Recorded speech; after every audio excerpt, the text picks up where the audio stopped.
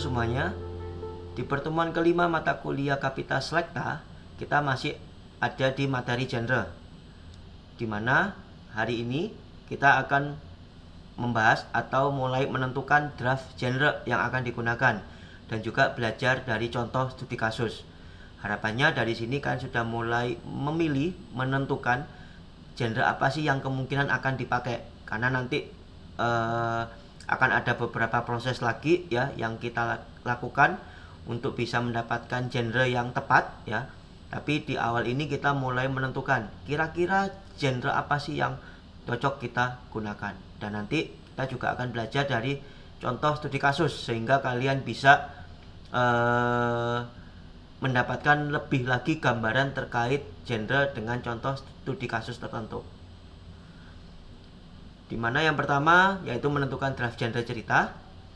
Ya, dari contoh studi kasusnya, misal di sini promosi terkait prodi teknik informatika di sebuah politeknik.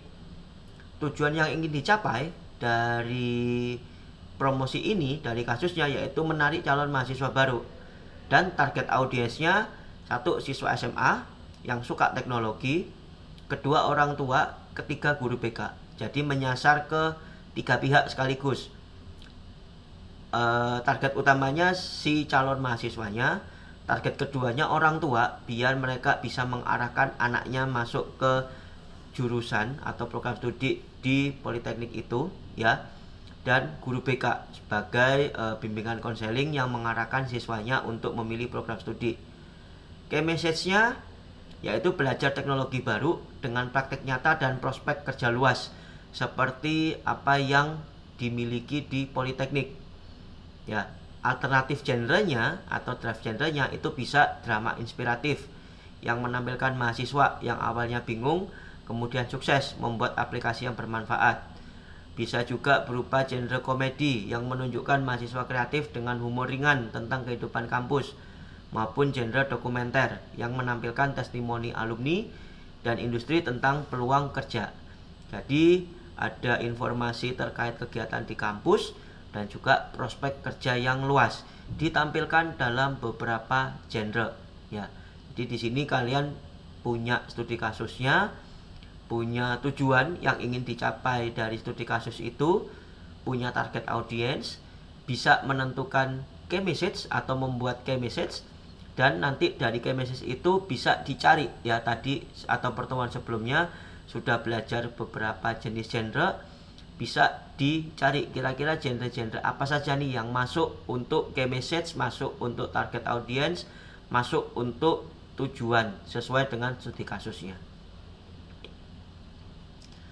Berikutnya untuk menentukan genrenya ya, hal yang mesti kalian tanyakan ya pada seluruh anggota tim atau tim yang sedang mengerjakan ini, yaitu apa tujuan kampanyenya.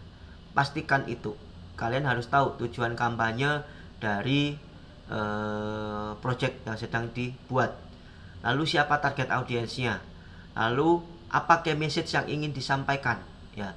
Biasanya key message itu berhubungan dengan tujuan dan target audience. Lalu apa saja rencana genre yang akan digunakan ya. Dari 3 poin di atas diturunkan lagi menjadi rencana genre dan alasan kenapa memilih genre itu ya.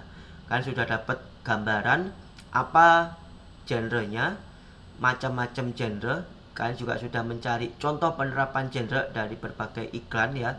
Di pertemuan sebelumnya sudah belajar mencari 10 genre, mencari media, mencari catatan key message dari masing-masing genrenya.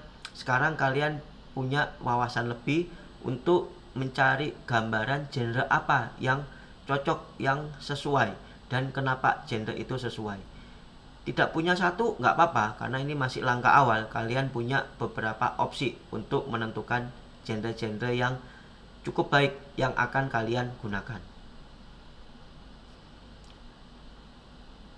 Berikutnya ya, poin-poin yang harus dipastikan oleh setiap tim. Kalian bisa melakukan diskusi ya antar anggota tim, yaitu untuk memastikan kesesuaian antara genre yang dipilih dengan tujuan utama, target audience, dan pesan yang akan disampaikan. Lalu berdiskusi juga bagaimana genre itu akan ditampilkan pada advertising project menggunakan media yang ditentukan. Di mana hasil diskusi ini akan digunakan untuk mengerjakan kegiatan praktikum ya, yaitu menentukan rencana genre pada conceptual advertising project yang akan ditampilkan pada laporan ATS dan PowerPoint sesuai panduan. Dan ini aktivitas praktikumnya seperti yang sebelumnya sudah disebutkan, di mana setiap tim mencari genre yang akan digunakan pada conceptual advertising projectnya, di mana rencana genre yang akan digunakan boleh lebih dari satu genre. Dan kegiatan ini setiap tim harus menuliskan kembali apa tujuan kampanyenya, siapa target audiensnya, dan apa key message yang ingin disampaikan. Terus berulang biar apa? Biar kalian menjadi lebih mantap untuk memilih atau menentukan draft genrenya. Ya. Ini adalah referensi yang digunakan untuk pertemuan kali ini. Dan selanjutnya kita akan menganalisis media, menganalisis karakteristik media, dan memilih media. Jadi kita sudah belajar genre, sebelumnya belajar dasar media dan multimedia, tahu macam-macam genre. Di pertemuan selanjutnya kita akan kembali menganalisis media yang sesuai, yang cocok dengan kegiatan di semester ini. Demikian materi untuk kali ini ya. Terima kasih sebelumnya.